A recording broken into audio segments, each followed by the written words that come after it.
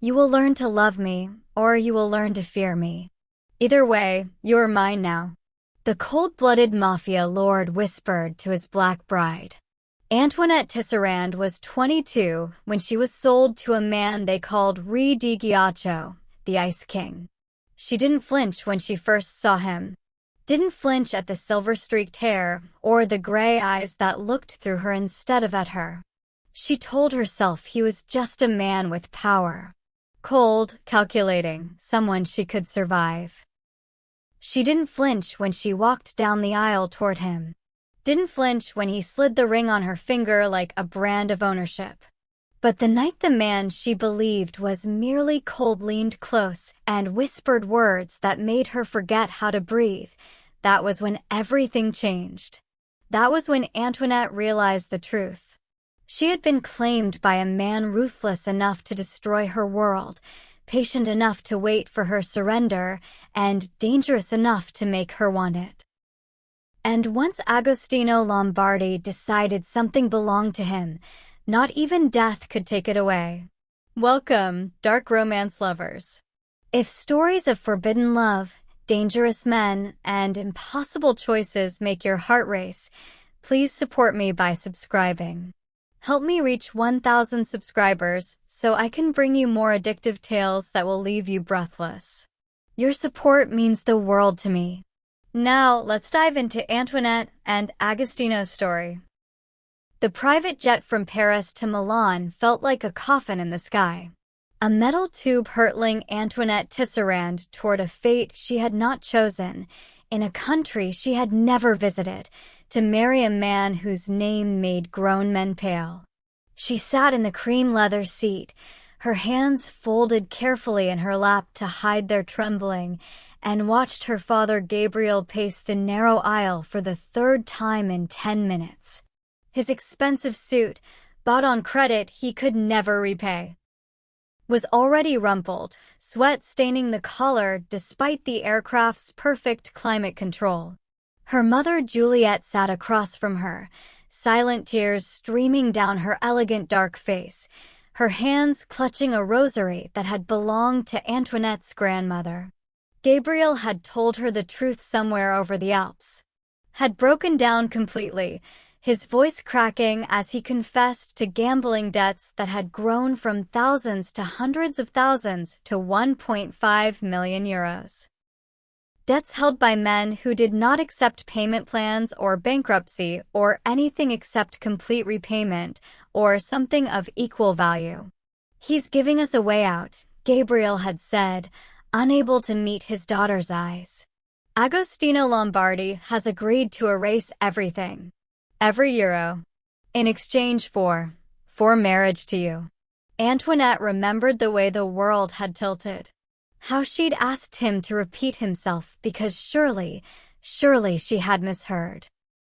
But Gabriel's shame-filled silence had confirmed the impossible truth. Her father was selling her, trading his daughter like currency to a man nicknamed Il Re di Ghiaccio, the Ice King of Milan. At 22, Antoinette had a degree in art history from the Sorbonne and dreams of curating for the Louvre. She had a younger sister, Debbie, only 17, who looked up to her like she hung the stars. She had her whole life mapped out before her like a beautiful painting, each brushstroke carefully planned. And now all of it was dissolving because her father couldn't stay away from poker tables and her mother couldn't stand up to him. "What do you know about him?" Antoinette had finally asked, her voice eerily calm. Juliette had made a sound like a wounded animal. Gabriel had swallowed hard before answering. "Agostino Lombardi, 40 years old. Controls most of northern Italy's informal economy. They say he hasn't smiled in 10 years. That he killed 3 men in his office and went straight to a board meeting with blood on his shirt. That his own brother tried to betray him, and Gabriel's voice broke. They say he's not cruel, but he's worse than cruel. He's empty. A man without mercy because he has no feelings at all. Antoinette had researched him in the airport bathroom on her phone, scrolling through Italian news articles and crime blogs and blurry photographs taken from a distance. In every image, Agostino Lombardi looked the same: tall, powerfully built, impeccably dressed, and completely expressionless. Salt and pepper hair perfectly styled. Steel gray eyes that seemed to see through the camera lens itself. A face that would have been handsome if not for its absolute coldness, like a statue carved from marble and left in winter forever. The articles used words like ruthless and calculating and untouchable. They spoke of violence carried out with surgical precision, of enemies who simply disappeared, of an empire built on fear and maintained through control so absolute it seemed supernatural. One Italian journalist had written, "To be noticed by Il Re di Ghiaccio is to become his possession. And what Agostino Lombardi owns, he keeps." Antoinette had stared at those words until her vision blurred. Then she deleted her search history, washed her face with cold water, and walked back out to where her parents waited like executioners pretending to be victims. Now, as the pilot announced their descent into Milan, Antoinette smoothed down her simple black dress, the nicest thing she owned that seemed appropriate for meeting a man who might as well be the devil. She'd left her natural hair in elegant twists, refusing to straighten it even though her mother had suggested it might be more appropriate. If Agostino Lombardi wanted to own her, he would own her exactly as she was. Through the window, Milan appeared below them. All modern architecture and ancient history layered together, the afternoon sun making the city shimmer like something from a dream. Or a nightmare. The plane touched down with barely a bump. Within minutes, they were taxiing to a private terminal far from the main airport. Antoinette watched as a black Mercedes pulled up on the tarmac, sleek, expensive, with windows tinted so dark they looked like they led to nothing. "That's his car," Gabriel said unnecessarily, his voice hoarse with fear or guilt or both. The stairs descended. Antoinette was the first one down them, her chin high and her spine straight, moving with the grace her mother had taught her since childhood. If she was going to be sold, she would not be sold as a cowering girl. She would meet this ice king on her feet, with her dignity intact, even if everything else was being taken from her. The Mercedes door opened. A tall man in an immaculate suit stepped out, not Agostino himself, but clearly one of his people. He had the kind of face that had seen violence and committed it without regret. He nodded to Gabriel with something that looked more like contempt than respect. "Mr. Tisserand." "Mrs. Tisserand." His English was accented but perfect. Then his eyes shifted to Antoinette, assessing her with the cold calculation of someone evaluating merchandise. "Miss Tisserand, the signore is waiting." They climbed into the car, leather seats that probably cost more than Antoinette's entire wardrobe, climate control that whispered rather than blew, the faint scent of expensive cologne lingering in the air. The driver said nothing as they pulled away from the airport and into the city. Milan was beautiful in a way that made Antoinette's chest ache. All Renaissance architecture and modern glass towers, wide boulevards lined with designer boutiques and cafes where beautiful people sat sipping espresso. This was a city built on style and power and centuries of history. And somewhere in its heart, a man was waiting to claim her. The car drove through increasingly exclusive neighborhoods. Past gates with security cameras and walls topped with decorative but functional spikes. Past buildings that looked like they cost more than small countries' GDP.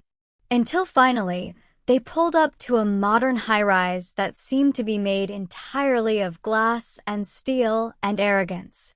"The penthouse," the driver explained as he opened their door. "The entire top 3 floors." all belonging to Agostino Lombardi. Antoinette stepped out onto pavement so clean it gleamed. She tilted her head back to look up at the building that now owned the sky above it. Somewhere up there, behind those reflective windows, was the man who had bought her future like he might buy a piece of art or a new car. She felt her mother's hand slip into hers, squeezing desperately. Felt her father's presence behind her like a shadow. But Antoinette kept her eyes on those windows, kept her breathing steady, and made herself a promise. She would survive this. She would protect her mother and sister. She would endure whatever came next. But she would never let Agostino Lombardi see her break. The Ice King wanted a wife? Fine. He would get one. But he would get Antoinette Tisserand on her terms, with her soul intact, or he would get nothing but the shell of what he thought he had purchased. She straightened her shoulders, lifted her chin higher, and walked through the glass doors into her gilded cage. The elevator climbed silently through 60 floors of steel and glass, each passing second pulling Antoinette further from the life she'd known and closer to the man who now owned her future. Her father's breathing was ragged beside her. Her mother's grip on her hand had gone from comforting to painful, nails digging into skin like she could somehow anchor her daughter to the world they were leaving behind. The elevator doors opened directly into the penthouse. Not a hallway, not a foyer. Straight into a space so vast and pristine it looked like no one actually lived there. Floor-to-ceiling windows overlooked all of Milan, the city sprawling beneath them like a kingdom waiting to be claimed. Everything was white marble and black leather and sharp edges that promised to cut anyone foolish enough to get too close. And standing by those windows, backlit by the dying sun, was Agostino Lombardi. Antoinette's breath caught despite every promise she'd made herself. He was tall, easily 6'3", with shoulders that spoke of violence held in perfect check. His suit probably cost more than her father's debts, tailored so precisely it might as well have been painted on. Salt and pepper hair swept back from a face that could have been carved from marble by an artist who forgot to add warmth. But it was his eyes that stopped her heart. Steel gray, cold, and so utterly empty they made the winter sky look warm by comparison. He didn't move when they entered. Didn't smile or frown or show any emotion whatsoever. He simply looked at Gabriel with the kind of contempt usually reserved for insects, then at Juliet with mild curiosity, and finally at Antoinette. His gaze traveled over her face, her body, her clenched fists, taking inventory of his newest acquisition with the same interest someone might show a painting they'd purchased sight unseen. The silence stretched until Antoinette wanted to scream just to break it. "Mr. Tisserand." Agostino's voice was deep, measured, and completely devoid of accent when he spoke English. "You've brought what you promised." "How responsible of you." Gabriel actually flinched. "Signore Lombardi, we're grateful for your generosity, your understanding." "I am not generous." Agostino cut him off without raising his voice, which somehow made it worse. "And I understand perfectly. You gambled with money you didn't have, lost with money you'd already lost, and continued losing until you owed people who don't forgive debt. They simply collected in other ways." His eyes slid back to Antoinette. "I am collecting." If you're feeling the tension, drop a comment below. Tell me where you're watching from. I love knowing this story is reaching hearts around the world. And hit that subscribe button if you're ready for this dark journey. "She's my daughter," Gabriel whispered, though whether in protest or explanation, Antoinette couldn't tell. "She's my fiancé," Agostino corrected. "As of noon today, when you sign the contract my lawyers prepared." "Miss Tisserand, may I call you Antoinette?" It wasn't really a question. Antoinette found her voice, forced it steady. It's my name. The corner of his mouth twitched. Not quite a smile, but an acknowledgement of something. Antoinette, you understand the terms of our arrangement. I understand that I wasn't given a choice. That's not what I asked. Heat flooded her face, but she kept her chin high. Yes, I understand.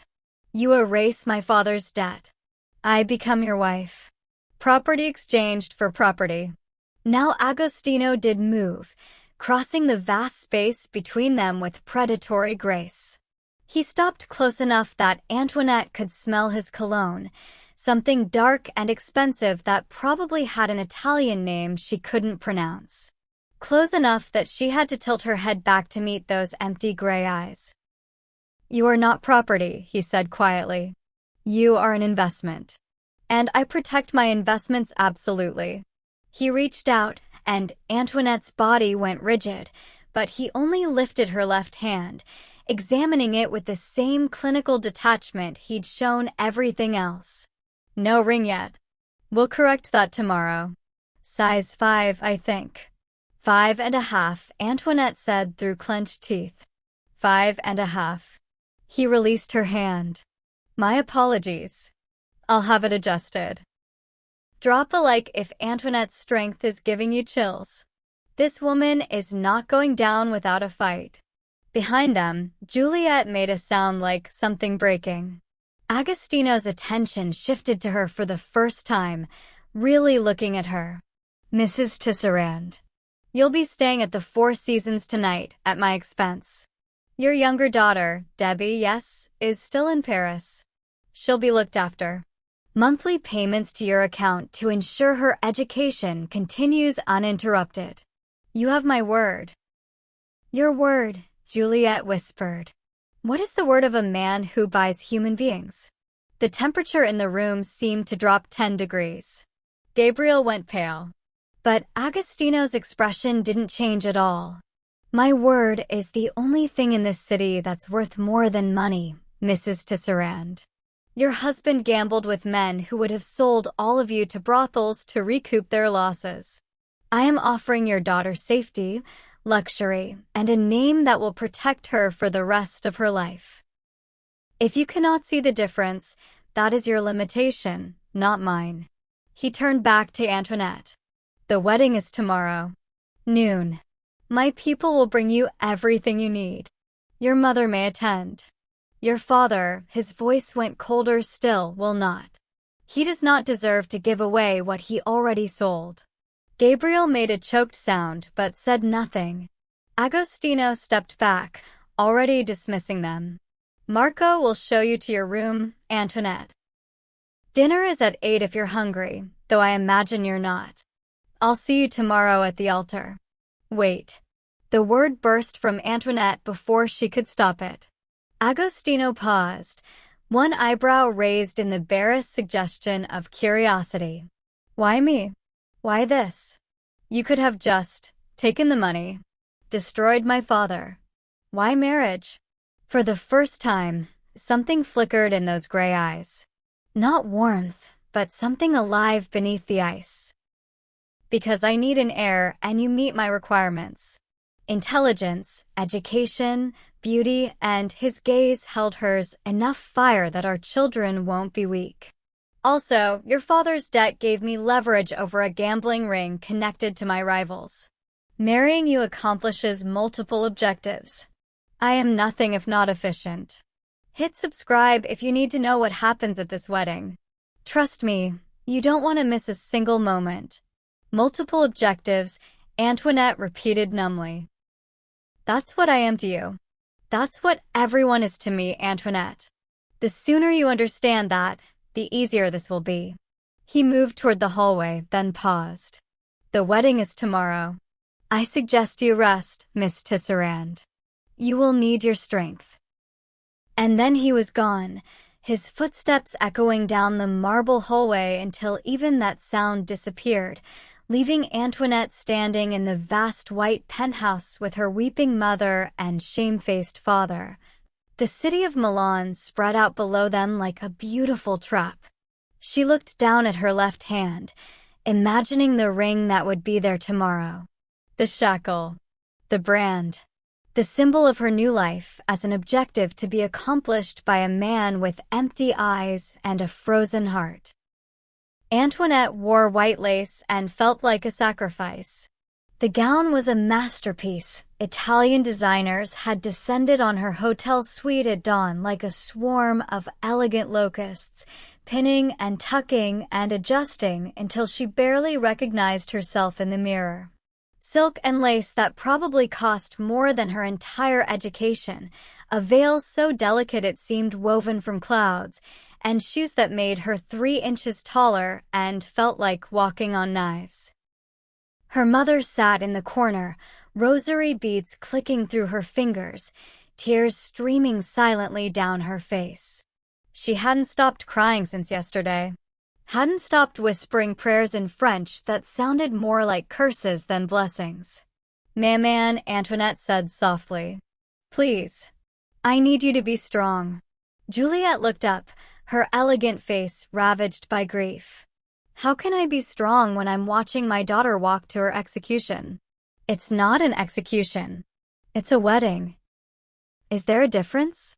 The stylist cleared her throat diplomatically, gesturing to the door. A car was waiting. The church was waiting. Agostino Lombardi was waiting, and the Ice King's patience, what little existed, had limits. If you're already hooked, smash that subscribe button. This story gets darker and more addictive with every chapter. The Basilica di Sant'Ambrogio was one of Milan's oldest churches, all ancient stone and soaring ceilings and the weight of 1,000 years of prayers. It was also packed with hundreds of people Antoinette had never met, men in expensive suits with cold eyes, women dripping in jewels and judgment, all of them turning to stare as she entered on her mother's arm. The whispers started immediately. Antoinette caught fragments in Italian. She'd learned enough in one desperate night of language apps to understand the words that mattered. La Sposa Nera. The Black Bride. Francesi. French. Bellissima ma. Beautiful but. That but carried the weight of 1,000 prejudices. And at the altar, waiting with his hands clasped and his face completely expressionless, stood Agostino. He wore a 3-piece suit of charcoal gray that made his eyes look like chips of granite. His salt and pepper hair was perfectly styled. He looked like a king preparing to accept tribute, not a groom about to marry for love. Because there was no love here. Only transaction. Only control. The ceremony was in Latin and Italian, words Antoinette barely understood flowing over her like water. She spoke her vows when prompted, her voice steady even as her hands shook. Agostino spoke his with the same inflection he might use to recite a grocery list, perfect pronunciation, zero emotion, each word a contractual obligation being fulfilled. When the priest said they could kiss, Agostino leaned in and pressed his lips to hers for exactly 3 seconds. It was cold, chaste, possessive. A stamp of ownership, not affection. Then he turned to face their audience, her hand trapped in his, and the church erupted in applause that sounded more like accusation. Comment below if your heart is racing. And tell me, would you have run, or would you have walked down that aisle? I need to know. The reception was held in a Renaissance palazzo that looked like it belonged in a museum.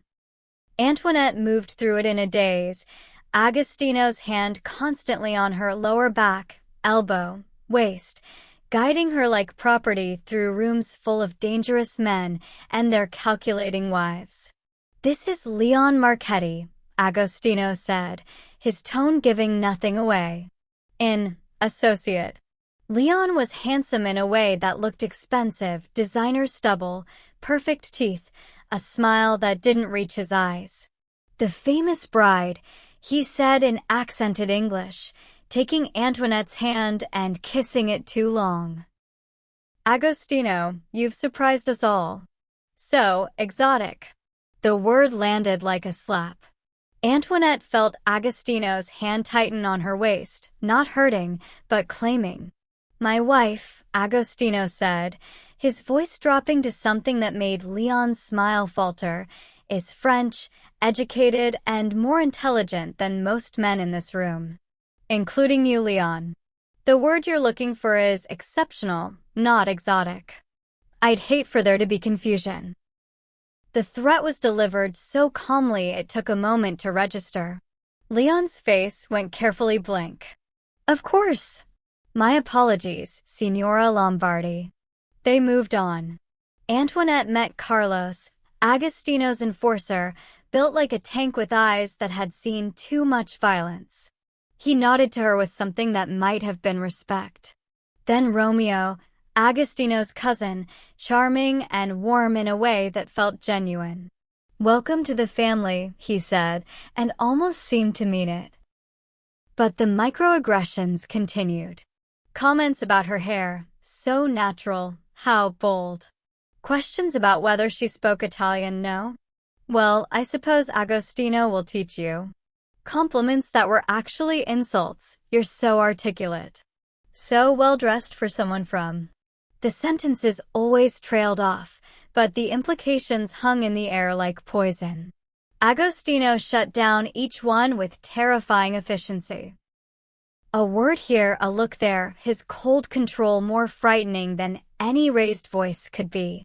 By the end of the night, people had stopped talking to Antoinette directly and started treating her with the nervous deference usually reserved for unexploded bombs.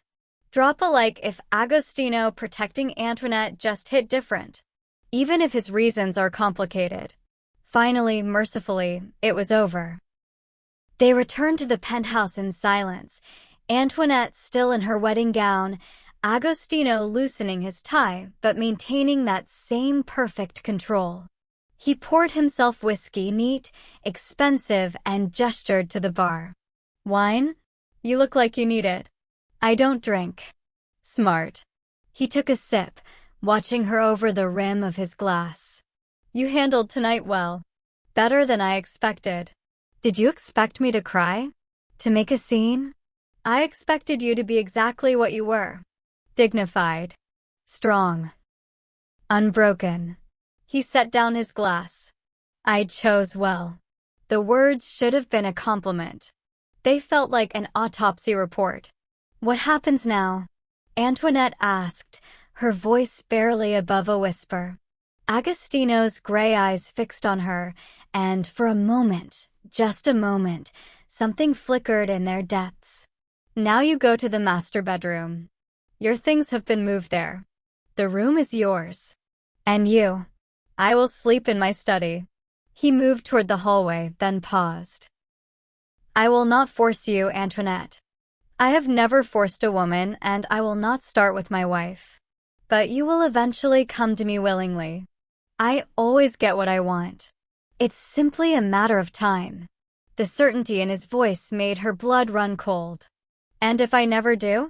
For the first time all day, Agostino's expression shifted into something that might have been a smile if it had contained any warmth whatsoever. "Then I will wait. Patiently. Watching you realize that resistance is exhausting, that surrender can be a relief, that my control is not something to fight but something to accept. I have time, Antoinette. And you," his eyes traveled over her slowly, "are worth the wait." He disappeared down the hallway, leaving Antoinette standing alone in her wedding dress, in her new home, in her gilded cage. She made her way to the master bedroom on shaking legs. It was massive, all white and black and chrome, with a bed large enough for 5 people and windows that overlooked the city lights. Her suitcase sat in the corner, looking pathetically small in the vast space. The door had no lock. Subscribe now if you need to know whether Antoinette survives this psychological warfare. Comment if you're team run or team stay and fight. Antoinette stripped off the wedding gown, letting it pool on the floor like a surrendered flag. She stood in the bathroom, marble and gold fixtures, and a shower that looked like it belonged in a spa, and stared at her reflection.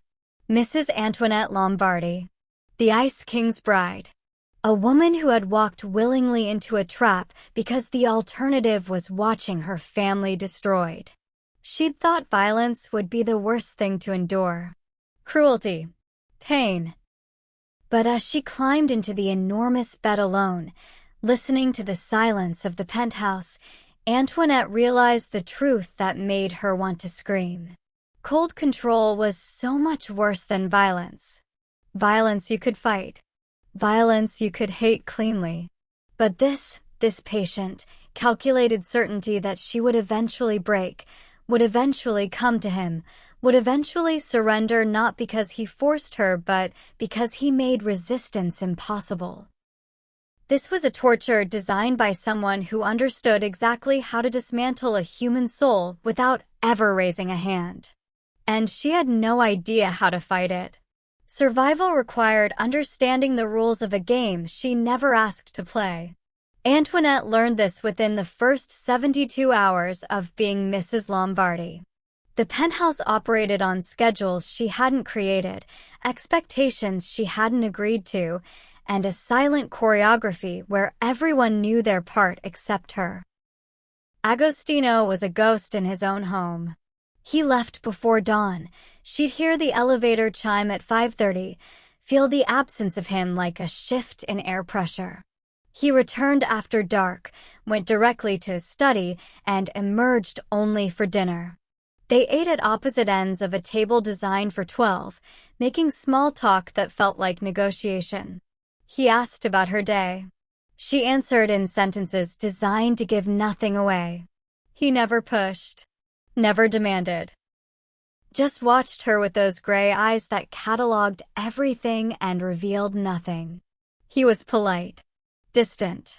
He barely touched her except in public, and even then it was strategic, a hand at her back, fingers at her elbow, guiding without claiming.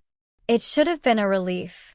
Instead, it felt like being studied by a predator deciding when to strike. If this psychological warfare is getting to you too, hit that subscribe button. We're just getting started with this twisted love story.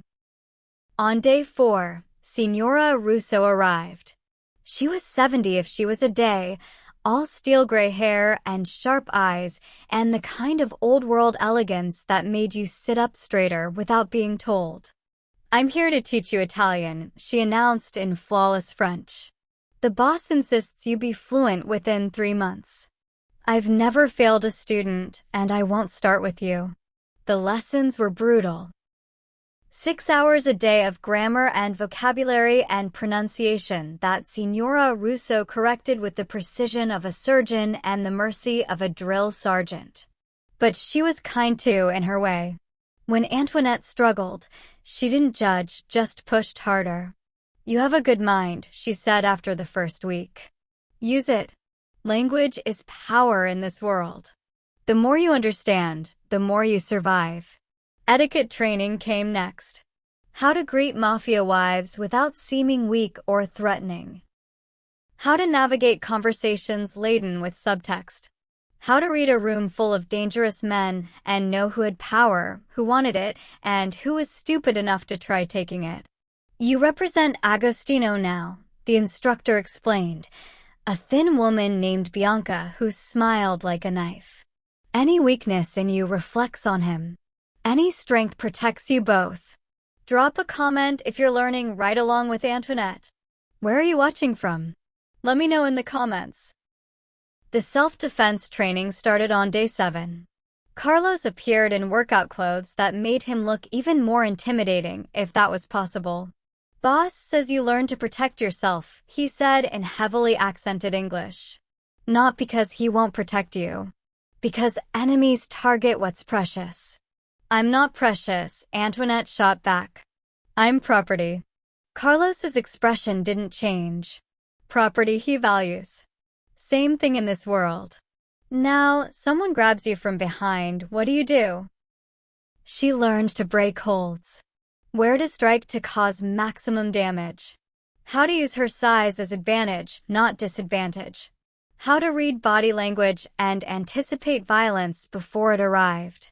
Carlos was patient but relentless, and by the end of each session, Antoinette was drenched in sweat and feeling something she hadn't felt since arriving in Milan, powerful. Between lessons and training and the exhausting work of pretending to be fine, Antoinette found refuge in Agostino's library. She discovered it by accident on day 5, a room she'd assumed was another study, but when she opened the door, she'd gasped aloud. Books lined every wall from floor to ceiling. First editions in Italian, French, English, Latin. Dante and Petrarch and Machiavelli. Voltaire and Hugo and Baudelaire. Leather-bound volumes that looked ancient enough to crumble if touched wrong. This wasn't a collection for show. These books had been read, some of them multiple times, their spines creased with use. Antoinette pulled out Inferno without thinking. The Italian text was challenging, but she'd studied Dante at the Sorbonne. She curled into a leather chair by the window and began to read, stumbling over words, but understanding enough to get lost in the circles of hell. Nel mezzo del cammin di nostra vita, mi ritrovai per una selva oscura. Midway upon the journey of our life, I found myself within a forest dark. Agostino's voice came from the doorway, smooth and unexpected. Antoinette jumped, the book nearly falling from her hands. He leaned against the frame, still in his suit from whatever dark business had occupied his day, watching her with an expression she couldn't read. Smash that like button if this moment just gave you chills. Something's shifting between them. I didn't hear you come in, Antoinette said, hating how defensive she sounded. I'm sorry, I shouldn't have. Why not? It's your home now. He crossed to the bookshelf, pulled out another volume, a French translation of the same text. You read Italian. I'm learning. Signora Russo is thorough. She's the best. And you chose Dante. Appropriate, considering. The ghost of something that might have been humor flickered across his face. A journey through hell, emerging transformed. Are you hell in this metaphor? I'm whatever you need me to be to survive, Antoinette. He sat in the chair across from hers, and for the first time since she'd met him, Agostino Lombardi looked almost relaxed. You studied literature? Art history, I remember from your file, but literature too. The casual mention of her file, the fact that he'd researched her, cataloged her, knew things about her she hadn't told him, should have been creepy. Somehow it just felt inevitable. Double major, she admitted. Art history and French literature. I wanted to curate, but I loved reading too much to choose.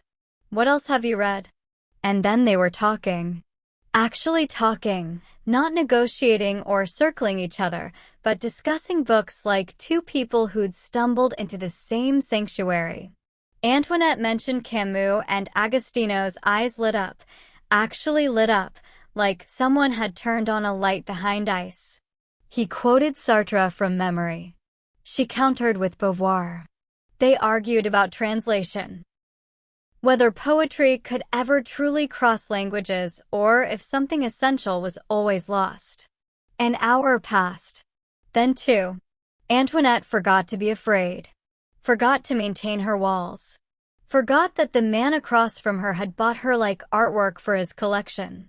Subscribe now if you need to see where this dangerous connection leads. Trust me, you're not ready for what comes next. When Agostino finally stood to leave, he paused at the door. You are not what I expected, Mrs. Lombardi. What did you expect? Someone to tolerate. Someone to mold. Someone to endure.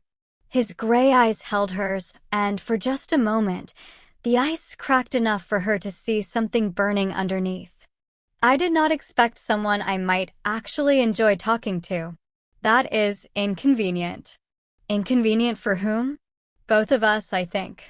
He left without another word, but the book remained on the table between the chairs, a French Dante, left like an invitation.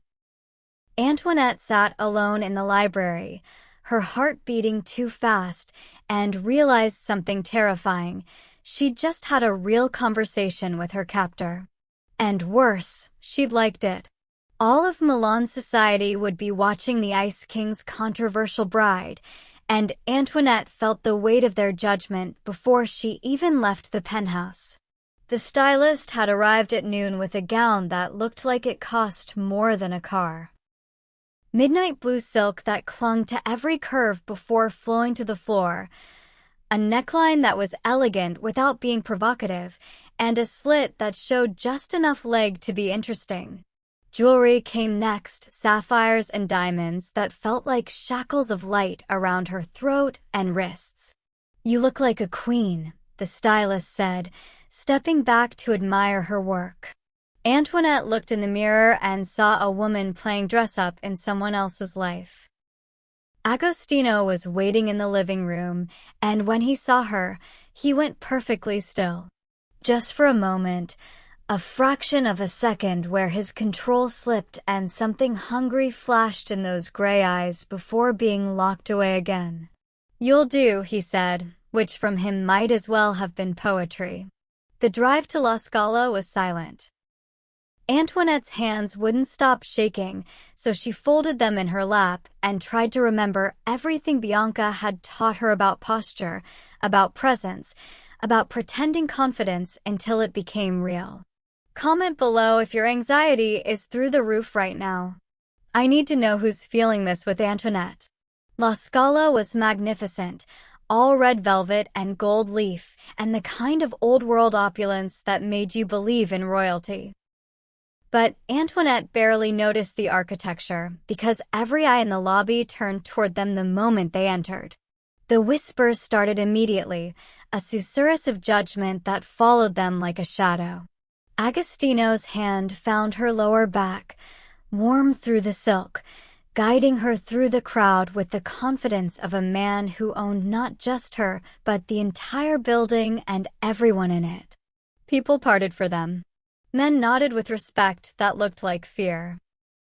Women smiled with their mouths, but not their eyes. And then she appeared. Lucia.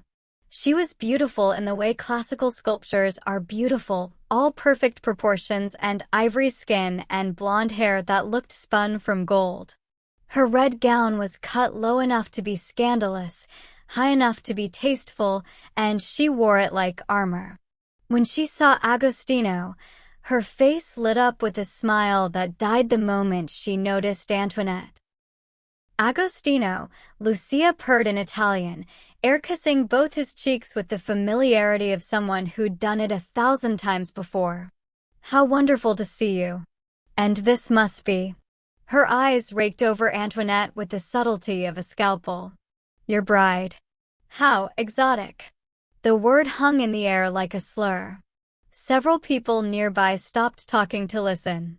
Agostino's hand on Antoinette's back didn't move, but she felt his fingers press slightly harder. A warning or a comfort, she couldn't tell which. Hit that subscribe button if you want to see Antoinette handle this snake. You will not be disappointed. "Lucia," Agostino said, his voice colder than usual. "This is my wife, Antoinette. Antoinette, this is Lucia Rossini. An old acquaintance." "An old friend," Lucia corrected, her smile sharpening. "We go back years, don't we, darling? Though I must say, I never imagined you'd settle down. And so, internationally. How modern of you." Her eyes fixed on Antoinette again. "You must find Milan so different from..." She waved a hand vaguely. "Wherever you're from. Do you speak Italian, Cara?" "No? Well, I suppose Agostino always did have unusual tastes." The insults were wrapped in politeness, but they landed like blows. Antoinette felt heat rise in her face, felt the urge to defend herself or run or both. But then she remembered Signora Russo's lessons, Carlos's training, every hard-won piece of power she'd been gathering in the shadows of this marriage. She smiled, not Lucia's knife smile, but something warmer, more genuine, more dangerous for its honesty. "You're right," she said in careful Italian, the words slightly accented but clear. "I am from elsewhere. From a place where women don't need to cling to men's past to feel relevant in their present. But thank you for your concern about my adjustment. I'm adapting beautifully." The lobby went silent. Lucia's face flushed. Several people nearby made small sounds of shock or delight. And Agostino actually smiled. Not a smirk. Not a cruel twist of lips. A real smile that transformed his entire face, made him look 10 years younger, and revealed teeth that looked very much like a predator pleased with its mate's first kill. Like this video if Antoinette just became your hero. That clapback was everything. "If you'll excuse us," Agostino said, his voice warm with something that might have been pride. "My wife and I have seats to find. Enjoy the performance, Lucia." He guided Antoinette away, and she could feel Lucia's glare burning into her back like acid. But she kept her chin high, her steps measured, her hand light on Agostino's arm as they climbed to their private box. The moment the door closed behind them, Antoinette's legs nearly gave out. She gripped the railing, breathing too fast, the adrenaline of confrontation crashing through her system. "You spoke Italian," Agostino said quietly. "Signora Russo said you weren't ready for conversation yet." "I wasn't. I'm not. I probably butchered half of it. You were perfect." He moved to stand beside her, both of them looking down at the sea of people below. "Lucia has a talent for finding weakness. She found none in you. She found everything. She found a woman who refused to be diminished." Agostino turned to face her fully, and something in his expression had shifted. The ice was still there, but cracks were forming. "You handled that beautifully. You're stronger than you know." The words settled over Antoinette like a physical touch. She met his gray eyes and saw something she'd never seen before, genuine respect. Maybe even the beginning of something more dangerous than respect. The opera was Verdi, all passion and tragedy and voices that soared to impossible heights. But Antoinette barely heard it. She was too aware of Agostino beside her, the warmth of his body in the small space of the box, the way his eyes kept drifting to her face instead of the stage. Subscribe and comment where you're from. Let's see how many countries are falling for this twisted romance. On the drive home, neither spoke. But the silence felt different now. Charged, expectant, like lightning gathering before a storm. When they reached the penthouse, Agostino walked her to the master bedroom door and stopped. "Thank you," he said. "For what?" "For being exactly who you are. Not who I thought I wanted, but who I apparently needed." His hand came up, and for a moment Antoinette thought he might touch her face. But he just straightened the sapphire necklace at her throat, his fingers barely grazing her skin, and the contact sent electricity straight through her. "Good night, Antoinette." He disappeared into his study, and Antoinette stood frozen in the hallway, her heart racing, her skin still burning where he'd touched her, and the terrifying realization settling in her bones. She was starting to see Agostino Lombardi not as the Ice King who'd bought her, but as a man. A complicated, damaged, brilliant man whose walls were just as high as hers. She wasn't sure anymore whether that made things better or infinitely worse. She didn't notice when she stopped fearing him and started seeing him. The shift happened in increments too small to measure. A conversation about Caravaggio over breakfast, Agostino's rare laugh when she made a dry observation about one of his associates, the way he'd started leaving books on her nightstand with passages marked that he thought she'd appreciate. 3 weeks became 4 became 6. The dinners at opposite ends of the table migrated closer until they were sitting adjacent, then across from each other at the smaller table in the library. They talked about everything except what they were becoming. Philosophy and art and the particular way Renaissance painters captured light. Agostino had opinions, strong ones, and he didn't soften them for her. He argued like he did business, precisely and without mercy, but his eyes would light up when she pushed back. "You're wrong about Dante," Antoinette said one night, wine making her bold. "The Inferno isn't about punishment. It's about recognition. Seeing yourself clearly for the first time." Agostino's mouth curved, not quite a smile, but close. "And what do you see when you look clearly, Antoinette?" The question felt dangerous. She looked away. "If you're falling for this slow burn, hit that subscribe button.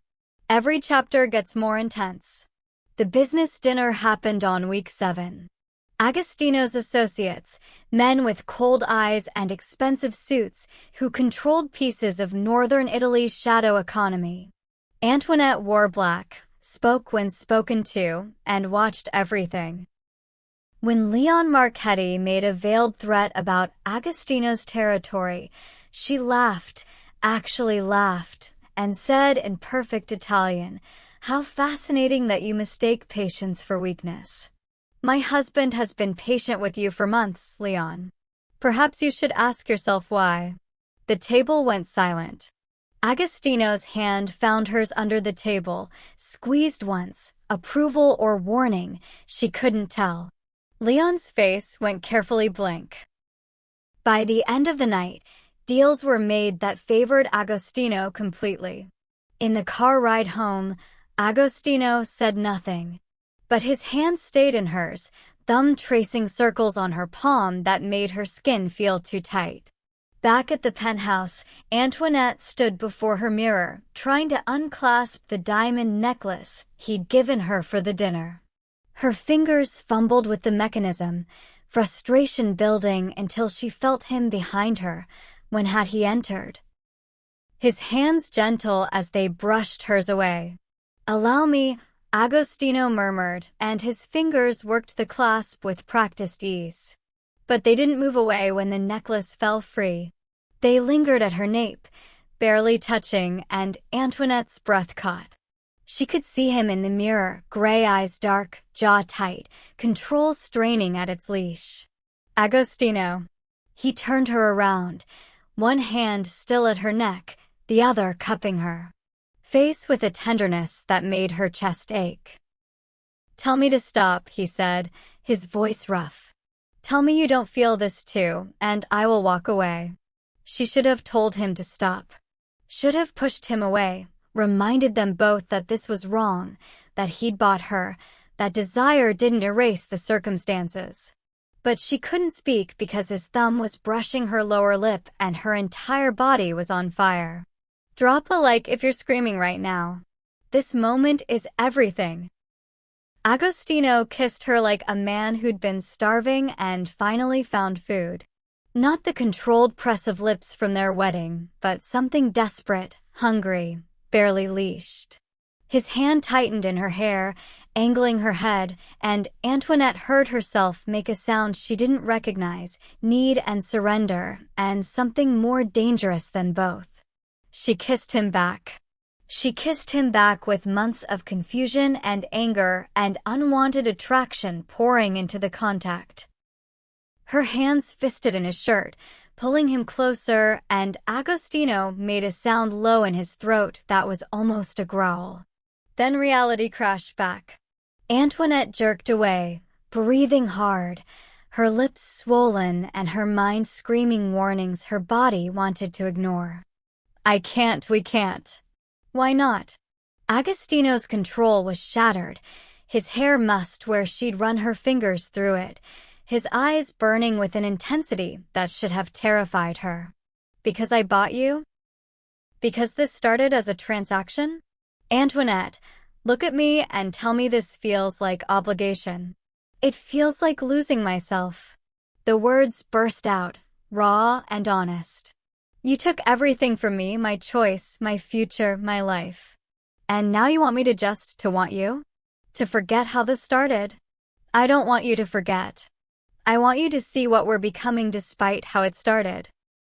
He stepped closer, and she stepped back, maintaining distance because if he touched her again, she'd break. "I am not a patient man, Antoinette. But for you, I will wait. I will be patient until you understand that what's between us is real, not forced. But not forever. Eventually, you will have to choose, keep fighting what we both feel, or surrender to it. Comment where you're watching from. Let's see how global this story reaches. How can I surrender to the man who bought me like property?" Antoinette whispered, tears burning her eyes.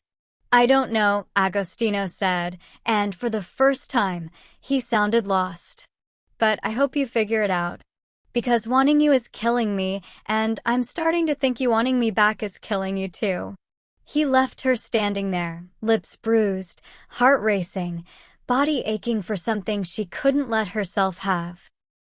Antoinette sank onto the bed and pressed her hands to her face, trying to understand how she'd gone from hating her captor to craving his touch in less than 2 months.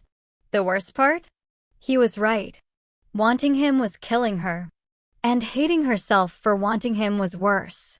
They came for her in the night, and she learned exactly what she was capable of when survival stopped being theoretical and became visceral necessity written in violence and blood. Agostino had left that morning for business in Rome. 3 days, for maximum, he'd said, his hand lingering on her face in a gesture that had become habitual, necessary, the only physical contact they allowed themselves since the kiss. The penthouse felt empty without him, too quiet, like a held breath waiting to exhale. Antoinette spent the day in the library, trying not to think about gray eyes and controlled hunger and the way her body betrayed her every time he was near. Security rotated outside. She learned their patterns, their faces, found comfort in the familiar rhythm of protection. She didn't hear them die. Subscribe now if your heart can handle what's coming next. This gets dark. It was 2 in the morning when glass shattered somewhere in the penthouse. Antoinette jerked awake, heart slamming against her ribs, Carlos's training flooding back in a rush of adrenaline. The panic button was by the bed. She slapped it as she rolled to the floor, grabbing the gun Agostino had insisted she keep in her nightstand despite her protests. Footsteps. Multiple sets. Male voices speaking Italian too fast for her to catch all the words, but she understood enough. Find her. Lombardi's whore. Make it hurt. The bedroom door exploded inward. 3 men, armed, moving with military precision. The first one saw her and smiled like this was going to be fun. Carlos had taught her to aim for center mass. To not hesitate. To remember that mercy got you killed. Antoinette fired twice. The sound was deafening in the enclosed space. The first man went down, surprise on his face, blood blooming on his chest. The second one rushed her. She dodged like Carlos had drilled into her, drove her elbow into his throat, used his momentum to slam him into the wall. The gun was too close for shooting, so she used it like a club, bringing it down on his head until he stopped moving. The third man grabbed her from behind, arm around her throat, cutting off air. Training kicked in, she dropped her weight, twisted, drove her heel into his instep. His grip loosened just enough. She spun with the gun and fired point-blank into his stomach. He fell. They all fell.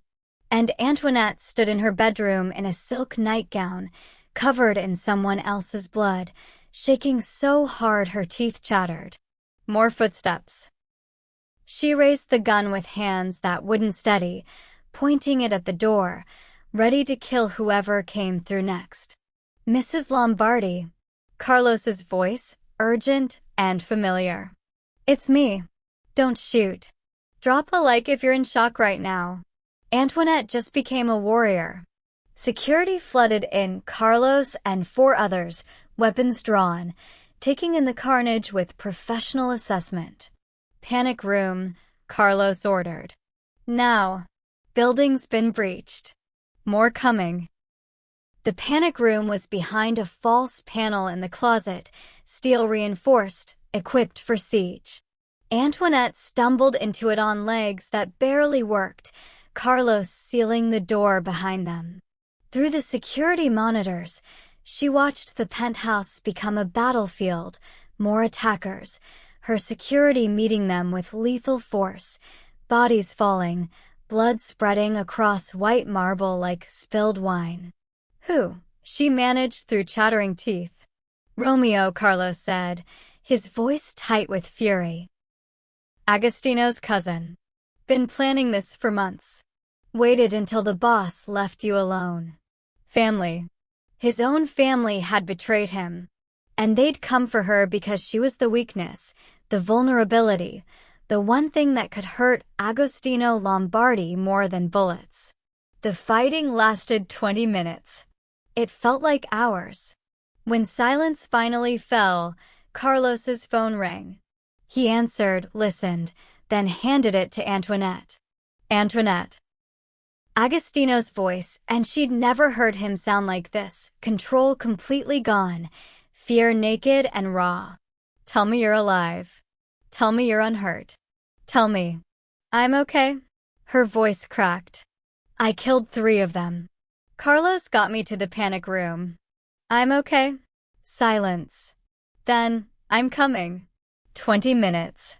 Stay exactly where you are. Comment if you need the next chapter right now. What country are you watching from? He made it in 15. Antoinette heard the helicopter before she saw it, felt the building shake as it landed on the roof. Then footsteps, running, Agostino's voice demanding updates, Carlos releasing the panic room door. And then he was there, still in his suit from Rome, hair disheveled, eyes wild in a way she'd never seen. The Ice King melted into something desperate and human and terrified. He crossed to her in 2 strides and pulled her against his chest, his hands running over her arms, her face, her hair, checking for injuries with shaking fingers. You're covered in blood, he said, his voice breaking. Cristo, you're covered in. It's not mine. Antoinette's own voice sounded distant, detached. It's theirs. I killed them, Agostino. I killed 3 men, and I don't even feel. Shoo. He held her tighter, one hand cradling her head against his shoulder, his body wrapped around hers like he could physically protect her from what had already happened. You did what you had to do. You survived. That's all that matters. They came for me to hurt you. I know. Your own cousin. I know. His voice went cold, the Ice King returning for just a moment. Romeo is dead. I gave the order from the helicopter. Leon's people are being rounded up as we speak. Anyone who touched this, anyone who even thought about touching you, will learn what happens when you threaten what's mine. His arms tightened until she could barely breathe, and Antoinette felt him shake, actually shake, with emotion too big to contain. When he spoke again, his voice was raw with something that sounded like anguish. I will burn down the entire world before I let anyone touch you again. Do you understand me?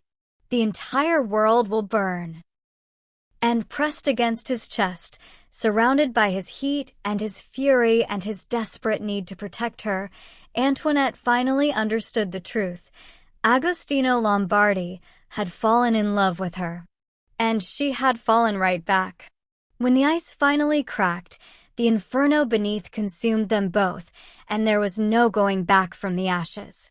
Agostino carried her to his bedroom, not hers, his, the one he'd never let her enter. He set her down on the edge of his bed with a gentleness that contradicted the violence still humming through the penthouse, and began tending to her injuries with hands that wouldn't quite steady. You're not hurt, he kept saying, like a prayer or a curse. Tell me again you're not hurt. I'm not hurt. But she was shaking, adrenaline crash hitting hard. making her teeth chatter despite the warm room. Agostino disappeared into the bathroom and returned with a warm cloth and began wiping the blood from her face, her hands, her arms, his touch so careful it made her chest ache. "I should have been here," he said, voice rough. "I should have known Romeo would move while I was gone. I should have—" "Stop." Antoinette caught his wrist, forcing him to meet her eyes. "You couldn't have known. And I survived. Because you made sure I could. The training, the security, the panic room. You prepared me for this. Smash that subscribe button if this emotional intensity is wrecking you. We're not done yet. You shouldn't have needed to be prepared." The words exploded out of him, control finally shattering completely. "You should be safe. You should be free. You should be anywhere but here, in danger because of me, killing men because I brought you into this world. Agostino, you have become my weakness." He looked at her with eyes full of anguish and desire, and something that looked terrifyingly like love. "I did not plan this. I did not want this. I married you for practical reasons, an heir, legitimacy, leverage. But then you spoke Italian to insult Leon, and read my books, and looked at me like I was human instead of monster, and his voice broke. I cannot stop it. I have tried. God knows I have tried to maintain distance, to treat this as transaction, but I cannot stop wanting you. Needing you. Loving." Antoinette kissed him. Cut off the words with her mouth because if he said love out loud, if he made it real, there would be no more walls left to hide behind. She kissed him with months of confusion and fear and unwanted desire and the terrible knowledge that she'd stopped being his captive and started being his partner without noticing when the shift occurred. Agostino made a sound like a man who'd been drowning and finally found air. His hands tangled in her hair, his mouth desperate and hungry and worshipful all at once. "Tell me to stop," he managed between kisses. "Tell me you don't want this." "I can't." The admission felt like surrender and victory simultaneously. "I hate that I want you. I hate that you make me feel safe when you're the reason I'm in danger. I hate that I've stopped seeing you as only my captor. But I can't lie anymore. I want you, Agostino. I hate myself for it, but I want you." Like this video if you're crying right now. This emotional roller coaster is unreal. What followed was explosive, years of Agostino's repressed emotion unleashed, control finally abandoned, walls demolished in the space between breaths. He touched her like she was precious and fragile and the only thing in the world worth breaking for. Gentle and desperate and overwhelming, his hands mapping every inch of her skin like he was memorizing territory he died to protect. Antoinette expected cold calculation even in passion. Instead, she got heat that burned away everything except the truth between them, that this had stopped being about debt or obligation weeks ago, maybe from the moment she'd stood up to Lucia, or the first time he'd smiled at her defense of Dante, or the night he'd given her books instead of demands. Morning light found them tangled together, Antoinette's head on Agostino's chest, his hand stroking her back with repetitive tenderness. The vulnerability between them was almost painful, no ice left, no walls, just two people who'd found each other through the worst possible circumstances and somehow created something real. "Move into this room," Agostino said quietly. "Not because I demand it. Because I'm asking. Stay with me, Antoinette. Not as my prisoner. As my partner." She should have said no. Should have maintained independence, kept some piece of herself separate. But she was tired of fighting what she felt. "Okay," she whispered. "Comment what country you're from, and if you would have said yes. I need to know." News came throughout the day. Romeo's body found in a warehouse, execution style. Leon's operation dismantled overnight. Associates who'd supported the coup either dead or begging for mercy. Agostino gave orders from bed, phone in one hand, Antoinette in the other. His ruthlessness returned, but no longer extended to her. The deepening intimacy over the following days was intoxicating. Agostino became obsessive, needing to touch her constantly, to know where she was, to see her safe with his own eyes. But he was also tender in ways that broke her heart. He'd bring her coffee in the morning, discuss philosophy over breakfast, make love to her at night like she was the answer to questions he'd stopped asking years ago. "I did not think I could feel anymore," he confessed one night, his fingers tracing patterns on her bare shoulder. "After Lucia's betrayal, after my brother's betrayal, I decided feeling was weakness. I built walls so high nothing could touch me. And then you walked into my library reading Dante and looking at me like I was human, and every wall crumbled." "I'm terrified," Antoinette admitted, "of how much power you have over me now. Of what happens if this ends." "It won't end." The certainty in his voice was absolute. "You brought me back to life, Antoinette. I was dead inside until you. And I will spend every day proving I'm worthy of the gift you've given me, your trust, your body, your heart. You are not my possession. You are my salvation." Subscribe if you believe in love that transforms even the darkest circumstances. This story proves anything is possible. And wrapped in his arms, surrounded by his heat and his devotion and the fierce protectiveness that bordered on obsession, Antoinette finally let herself believe it. They had claimed each other, and nothing. Not how it started, not the violence, not the impossible circumstances could change that now. New life growing inside her while enemies circled closer, and Antoinette learned that vulnerability could be both beautiful and terrifying in equal measure. She'd suspected for 2 weeks before taking the test, nausea that hit at odd hours, exhaustion that Carlos's training couldn't explain, a strange tenderness that made even Agostino's gentle touches feel overwhelming. The pregnancy test sat on the bathroom counter with its 2 pink lines, and Antoinette stared at it until the world narrowed to just those marks and the implications they carried. Not one heartbeat. 2. Twins, the doctor confirmed the next day, her smile warm as she pointed to the ultrasound screen. 2 tiny flickers of life that had somehow taken root in the middle of a war zone. Agostino went perfectly still when she told him. Just stopped moving entirely, his gray eyes fixed on her face like he was trying to understand a language he'd never learned. Then his hands were framing her face, his forehead pressed to hers, and his voice when he spoke was raw with emotions he didn't bother hiding anymore. "Twins," he whispered. 2. Christo, Antoinette, you're carrying 2 of them. I know you wanted an heir, but I wanted you." He pulled back enough to meet her eyes, and what she saw there made her breath catch. "The children are a gift. But you are everything. Do you understand? You're everything, and now you're even more vulnerable, and his voice cracked. I'm terrified. Of what could happen? Of who might try to hurt me. Subscribe if this vulnerability is hitting you right in the feels. It only gets more intense."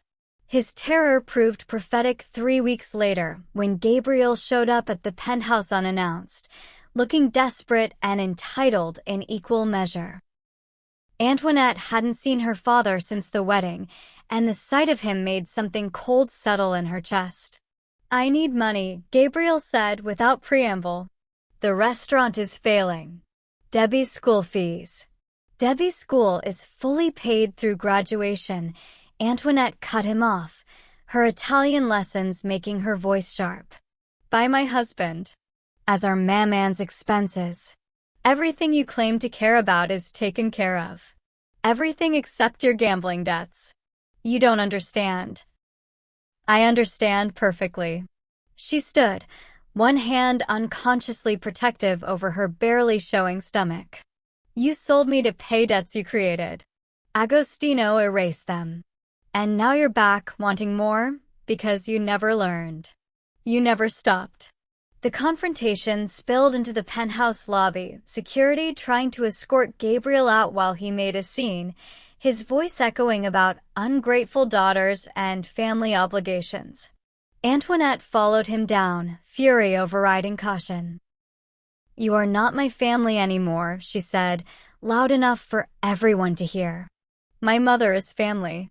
My sister is family. The children I'm carrying are family. You are simply the man whose cowardice put me here. And I will support Maman and Debbie for the rest of their lives, but you will never get another euro from me or my husband.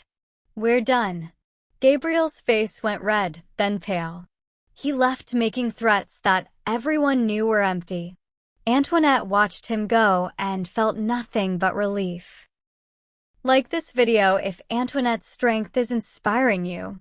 She's not that scared girl anymore. Agostino found her afterward, pulled her into his arms without speaking, just held her while she shook with anger and grief, and the final severing of chains she'd been carrying since Paris. But cutting ties with her father wasn't the end of her trials. It was barely the beginning. The charity gala was unavoidable. One of Milan's biggest events, all society attending, Antoinette 4 months pregnant and starting to show in the elegant black gown that accommodated her changing body. She felt beautiful and powerful and safer than she'd felt in months, with Agostino's hand constantly at her back. She didn't see Lucia approach. Didn't see the champagne flute that was offered by a smiling server who disappeared into the crowd before anyone could question him. She just took the glass, raised it to her lips, and tasted something wrong underneath the bubbles. The world tilted. Antoinette's vision blurred, her legs giving out, and she heard Agostino's roar of fury from what sounded like miles away. Then pain, searing, terrible pain in her abdomen that made her scream, and blood, so much blood, staining her black dress darker. Comment where you're watching from if you're crying right now. Let me know I'm not alone in these emotions. She woke up in a hospital room 3 days later. Agostino was in the chair beside her bed, unshaven, still in his blood-stained shirt from the gala, his hand gripping hers like she might disappear if he let go.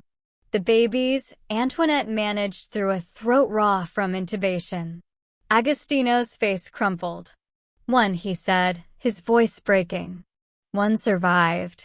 The other, the poison, we almost lost you both. But one is strong. Fighting. Like her mother. One, not two. Half of what they'd been expecting, half of what she'd already started loving.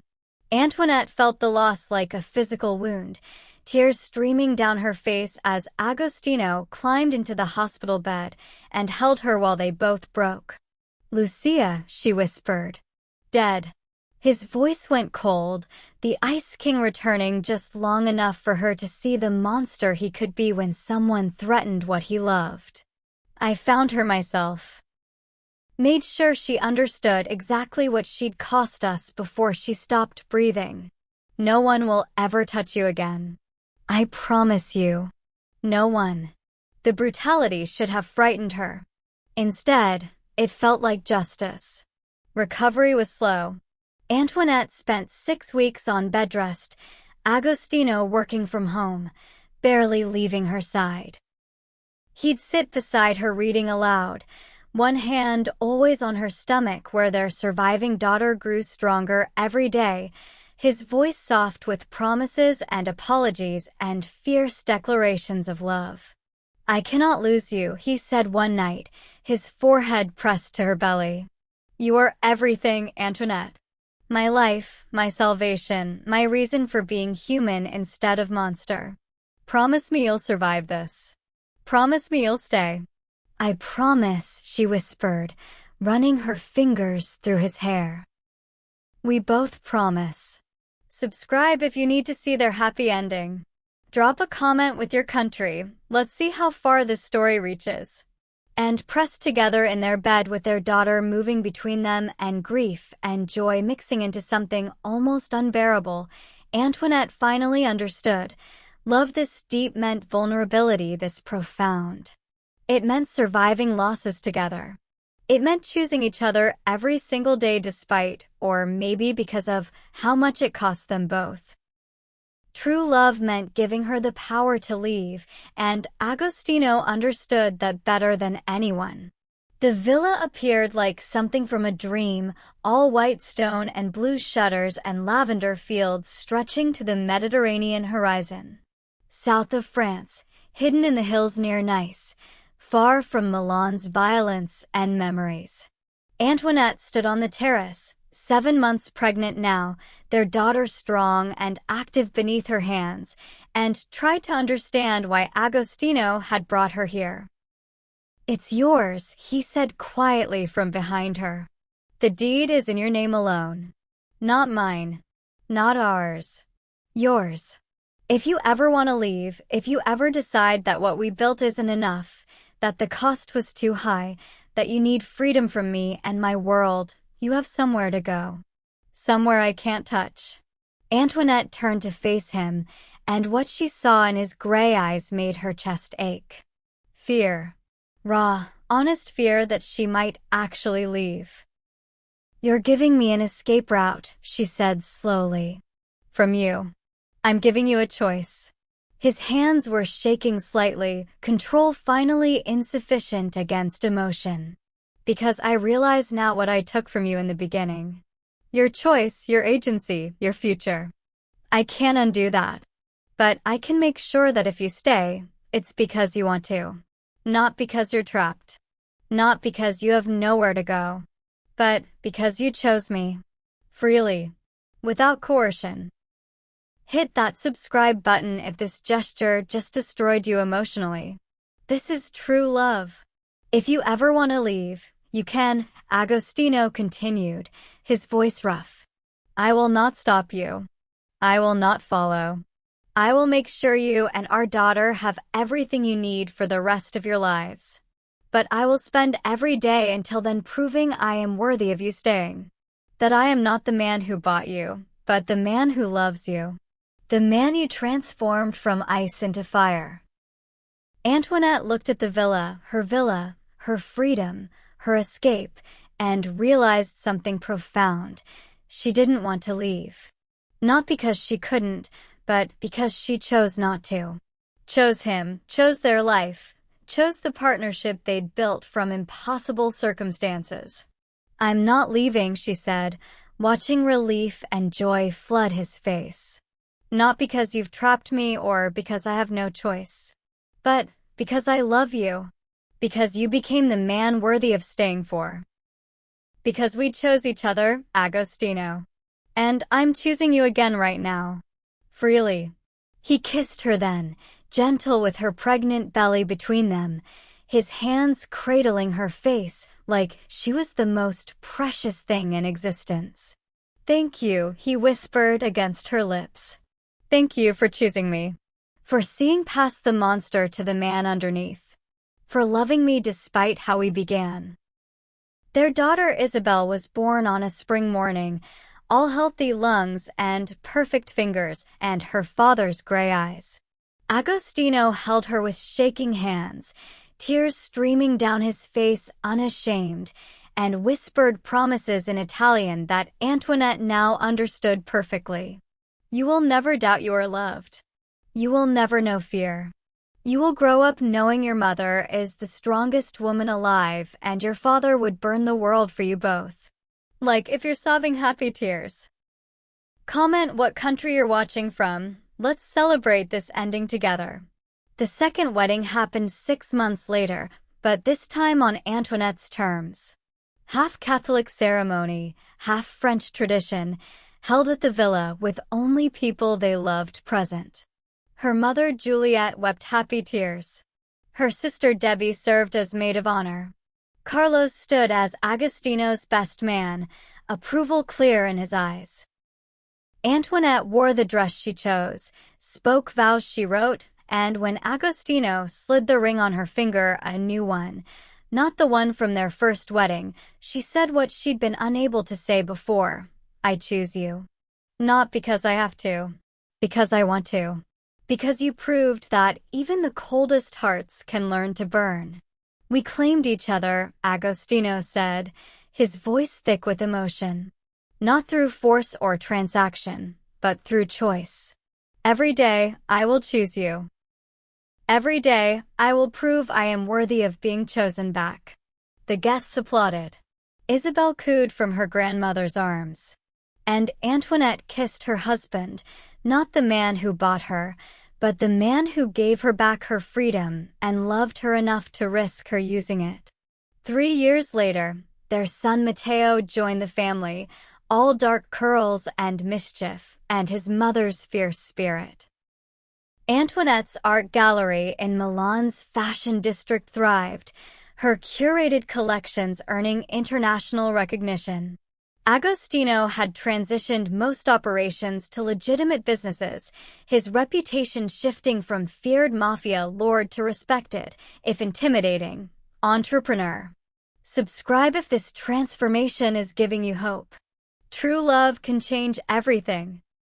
On their 5th anniversary, Antoinette stood on the villa terrace with Agostino, watching their children play in the lavender fields while the Mediterranean sparkled in the distance.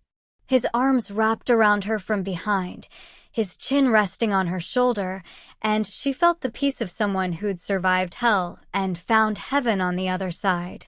Do you regret it? He asked quietly. How we began. Antoinette thought about the terrified girl on a jet from Paris. The bride who'd expected brutality and found cold control instead. The woman who'd slowly, painfully, discovered that her captor was human, that his ice could melt, that impossible circumstances could create real love. I regret the fear, she said finally. The lack of choice. The violence. But I don't regret where we ended up. You became the man I could love. I became the woman strong enough to claim her own power. We transformed each other. You transformed me, Agostino corrected, pressing a kiss to her temple. I was dead inside. You brought me back to life. We saved each other, Antoinette said, turning in his arms to face him. You taught me I was worthy of obsessive devotion. I taught you that feelings weren't weakness. Together, we chose partnership over power. Their children's laughter echoed across the lavender fields. The sun set over the Mediterranean, painting the sky in colors that promise tomorrow. And standing in her husband's arms in the villa that represented her freedom, Antoinette understood the final truth of their story. She had prepared for hell and found heaven. He had bought a bride and found salvation. Love demanded no less than everything, and sometimes that was exactly what it gave back. Drop the final comment with your thoughts. Did this story touch your heart? What country are you watching from? And subscribe for more stories that prove love can bloom even in the darkest soil.